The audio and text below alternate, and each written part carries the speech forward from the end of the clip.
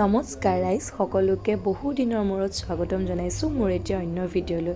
আৰু আজি চাবলৈ গৈছিলোঁ আমি বৰ্তমান ছুপাৰহিট হৈ থকা মুভি ভাইমন দা চাবলৈ মই বাহঁতৰ লগত গৈছিলোঁ আৰু দাদা এজনৰ লগত।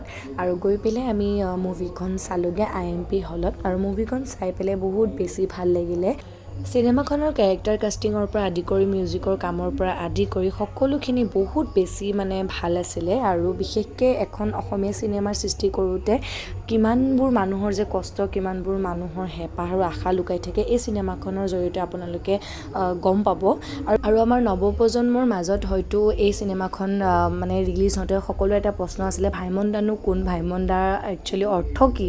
আৰু সেই অৰ্থ বা সেই প্ৰশ্নৰ আপোনালোকে উত্তৰ এই চিনেমাখন চালেই গম পাব। আৰু বহুত বেছিকৈ ভালকৈ গম পাব, যি এনেকৈ মই গম পালোঁ আৰু মোৰ বহুত বেছি ভাল লাগিলে। এই চিনেমাখন চোৱাৰ পিছতে অসমীয়া চিনেমাৰ প্ৰতি যোনটো হেঁপাহ, যোনটো আমাৰ আশা আছিলে সেয়া আৰু অধিক বাঢ়ি গ'ল মোৰ মনত। আৰু আপোনালোকৰো নিশ্চয় তেনেকুৱাই হৈছে আশা কৰোঁ।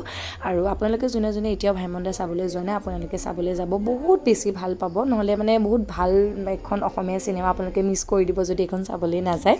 আৰু তাৰপিছতে আমি গণেশ ঘাটৰ ফালে এপাক ওলাই গ'লোঁ চিনেমা চাই মেলি লৈ পেলাই গোটেইকেইটা গৈ লৈ পেলাই আমি খাবলৈ গ'লোঁ কলপাৰ্কৰ ওচৰত। এয়া গোটেইকেইটা আমি বহি আছোঁ খাবলৈ, মুখৰ আগত লৈ পেলাই, যিহেতু বহুত বেছি গৰম সেইকাৰণে মুখৰ আগত লৈ পেলাই বহি আছোঁ। এয়া বা আৰু দাদা আৰু মই আৰু ভাইটি এটা গৈছিলোঁ।